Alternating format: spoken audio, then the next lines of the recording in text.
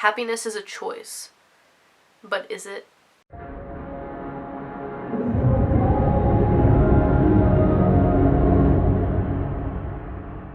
People who have never struggled with depression or anything related to that don't tend to know the ins and outs of what we're actually feeling. Just being happy is not a cure for depression. It's not something that we can choose. Depression is a physical disease. Like, even though you can't see it, doesn't mean it's not there. I feel like sometimes society treats depression as if, it's just people like sulking around, feeling sorry for themselves, being gloomy and choosing to be negative all the time. That's not the case. Depressed people are happy. We can be happy. We can have fun, but it doesn't mean that we're not depressed. Like, it's inside. And yeah, there are different levels of depression. Some people have seasonal depression, some people have it, chronically, and some people have it in certain times of their life, and it gets worse, it fluctuates. It doesn't matter what the case is. Like, the one common ground is that you all have some sort of depression, and I think it matters. Like, you matter. No matter how severe it is, you still have it, and it still needs to be, treated like it is a serious condition, because it is. I've been dwelling on making this video for a while now, a couple months I've planned on making this video. I just had no idea how to kind of sit down and talk about it. I am an individual who has struggled with depression, and no, I don't want to act like, I'm suicidal and, constantly like crying every night. Like I said, depression doesn't necessarily mean that, you can still be happy and live your life and just seem okay when you may not actually be on the inside, We learn to kind of put up this front, this face of happiness, and I wanted to make this video because I want to tell you guys kind of my story, and I'm not going to act like, this is some kind of sappy, sad video. Like, I've had such a hard life, because I know I haven't. I'm very lucky. But I do want to talk about, what I have dealt with. Maybe some of you guys can relate to that. In the last year or so, I think I've definitely, gotten a lot better. I'm more happier now than I've probably ever been in a really long time. And I want to tell you guys about how I've gotten here from the past. And I'm also going to be making another video, maybe next weekend, on anxiety, which is another condition that I have. I don't know, disorder, whatever you want to call it. I was gonna actually do both of these topics in one video, but I have so much to say, so I'm gonna split them in two. This one is depression. Next week you'll get anxiety. The following weekend I'm gonna be talking about my long distance relationship with John from ARTV. So I do apologize for the music fans that watch me for music type videos, but I feel like I just need to get this stuff off my chest and discuss it with whoever is listening. So thanks for tuning in. So let's go back to the happiness is a choice thing. I really don't like that statement because I don't think it's true at all. Yeah, you can choose, I guess, to be more positive, but like, once you are depressed, you can't really reverse that so easily with just like a mindset. It's literally physical, like, chemicals in your brain. It's not that easy to just be happy. I struggle with this so often. I make videos on YouTube. No, I'm not super famous or anything, but it's so incredibly hard to get motivated to make videos. Every few days, I'm like, I don't want to do this anymore. Like, I want to quit. Like, I was literally saying that last weekend. Why am I doing this? Like, no one cares. Like, if I left, no one would even know. Like, it would not matter at all.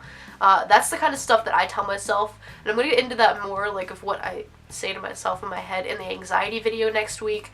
But let's start off with my history of depression. Honestly, this all kind of started off kind of with bullying, I guess. Just a comment or a joke can really hurt someone's feelings, and I think that kind of stuff tore me down early on. It wasn't even just other kids, like, it was my friends.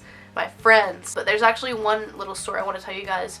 In 6th grade, we were at the lunch table. This is when I had like the most friends ever in my life. Like, that's pretty sad, but there was like a whole bunch of us at this table. Like, we had a lunch table. One day, all of them decided to like shun me from the table and like didn't let me sit there, or like I did sit there, but they like weren't talking to me and they were just like making fun of me.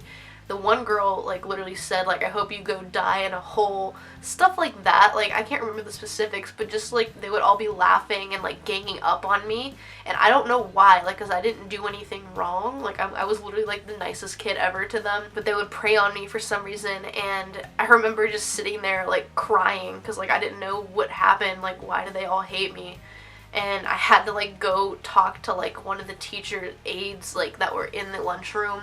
and like it was like in front of everybody, like in the front of the whole fucking lunchroom, like standing talking to her, and I was like crying to the point, like, you know when you hyperventilate, like cry, like you can't even talk. It was like that kind of crying because I was so upset. And that's even more embarrassing, like in front of the whole lunchroom, everyone's like looking at me. Stuff like that has made me develop anxiety. There's so many other examples, but just that type of stuff, like where they just tear you down, like to be funny, but it hurts, you know, and they're supposed to be your friends, but they're really not.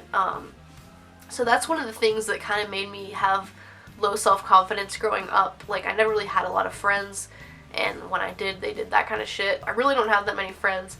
That aspect of my life still depresses me to this day, that I don't have anybody really except for my boyfriend, and he doesn't live here, so I literally sit here and make videos and go to school, and that's pretty much it. And then I had a best friend who lived down the street. We hung out like every single day, like literally the closest friends ever. But she actually moved away after my sophomore year of high school, so I had to finish high school without her. I thought we were always going to graduate together.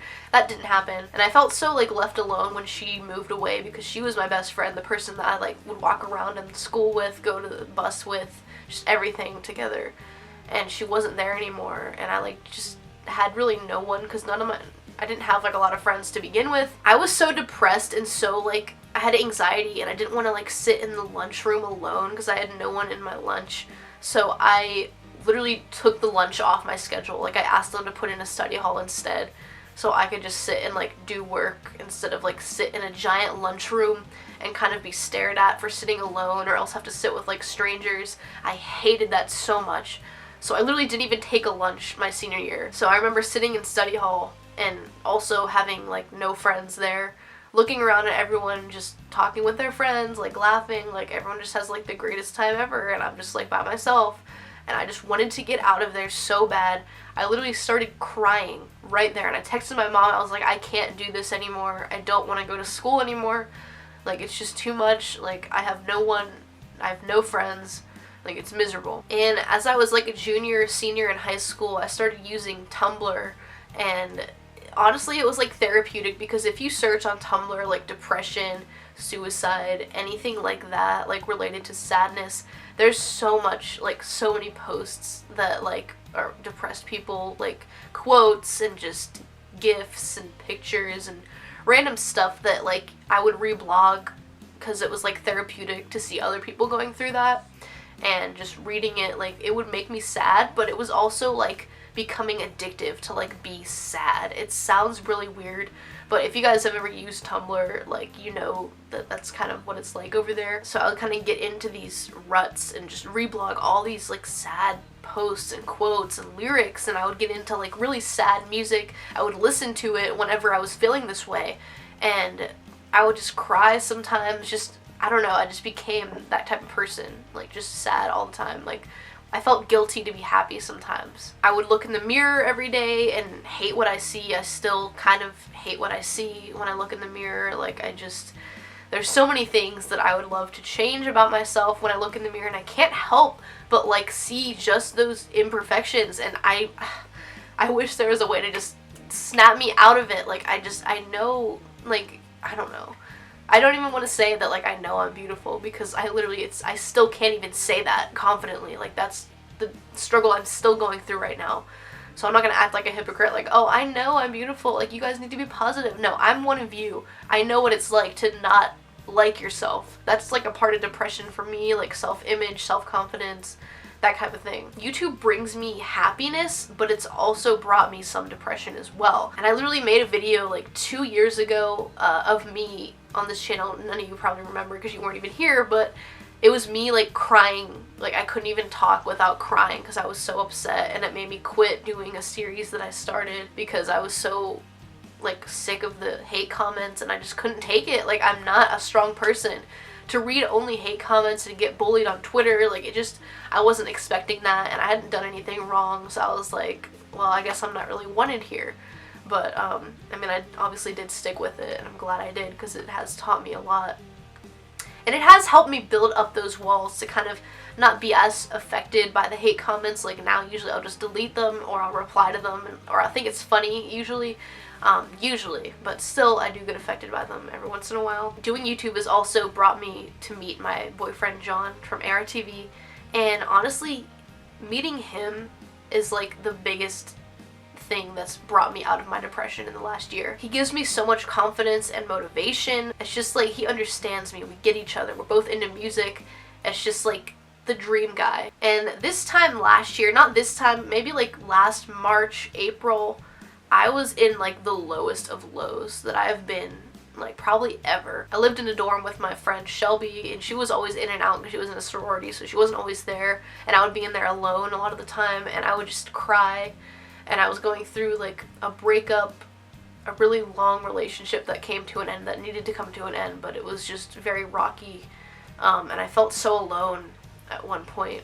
I remember just sitting on my dorm floor, like I was supposed to be getting ready to go to class, but I think I skipped class that day because I just couldn't go. Like I was just crying my eyes out because I was so depressed. I was like, I literally have nobody. I have no friends. I just felt so unwanted by everyone. I just didn't know what to feel. Like I couldn't do anything. I couldn't even go to class. I would sit there crying on my dorm room floor, and then my roommate would come back and I would have to like pretend I was happy and just like start laughing and just put on this, fake personality that I'm so, happy and laughing, and I'm like literally trying to hold back tears while I'm talking to her. And also around that time was the first time that I ever self-harmed.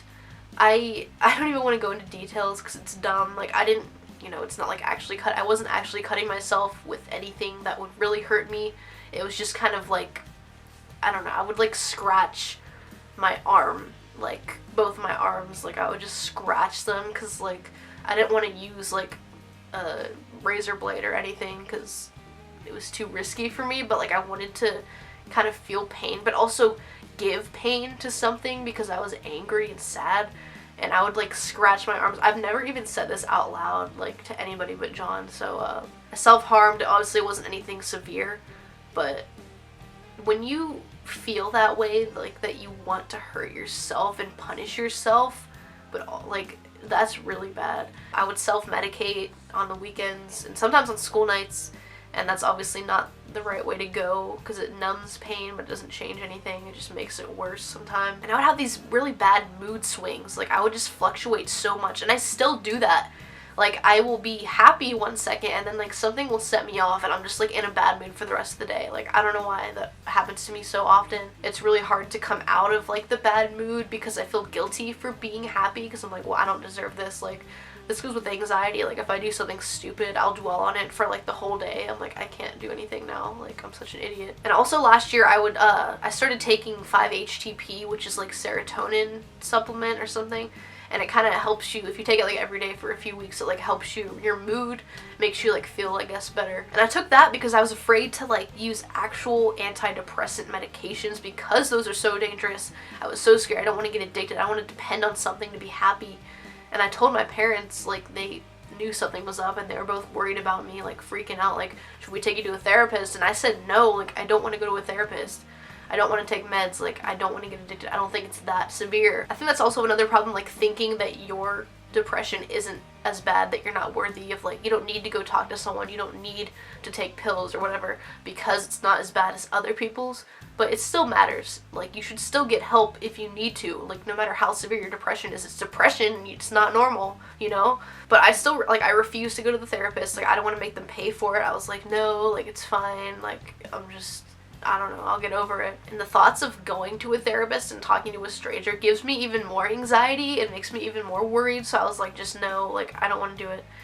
I'll be fine. I just took those supplements. It did help me a lot. And then luckily I got into this relationship with John, and he's honestly been like my shining light. Like I literally tell him all the time, you fucking saved me. That point in my life where I was self-harming, crying in my room, just so upset, self-medicating, he brought me out of that. I would be crying on the floor of my dorm room, missing class, hyperventilating, just crying my eyes out, freaking out because I was so alone.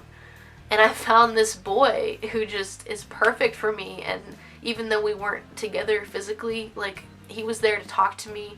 He brought me joy. We would FaceTime at night and he would make me laugh, just distract me from everything else, all my other problems, and he brought me out of that and continues to do so. But depression is still something I suffer with, you know, on and off. I don't even know what the purpose of this video is. I just kind of wanted to share with you guys, like, my experience in depression. Like, I still struggle with it all the time.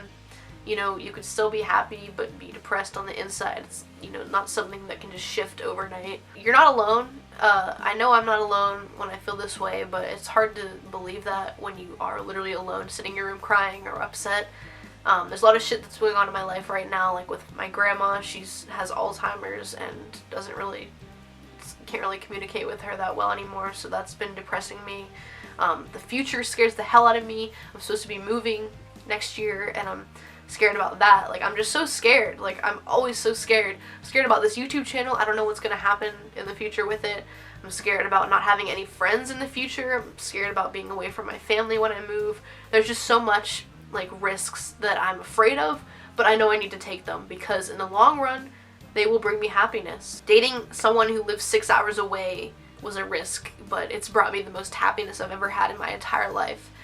And I don't know, I just gotta go with the flow, I guess. I don't know, guys. I'm sorry if this was, like, all rambling, super long. None of you probably even made it this far to the end of the video, but thanks for watching if you actually did make it this far.